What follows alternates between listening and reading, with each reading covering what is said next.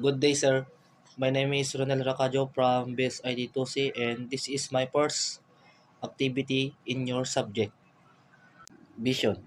A vibrant and nurturing protective service college for transforming lives in communities. Mission. To improve the lives of people and communities through quality instruction, innovation, productivity, initiative, environment, and industry feasible technologies, resources, mobilization, and transnational outreach program and service. SIT goal.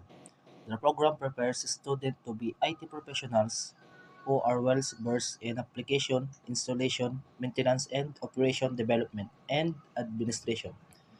It also engages them in lifelong learning endeavors contributing to research, extension, and resource generation in the field of information technologies.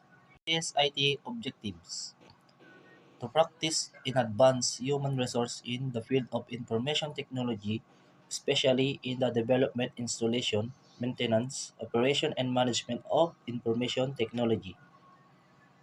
To develop students with critical thinking through research and extension activities. To strengthen values which are desirable in information technology profession and the common good.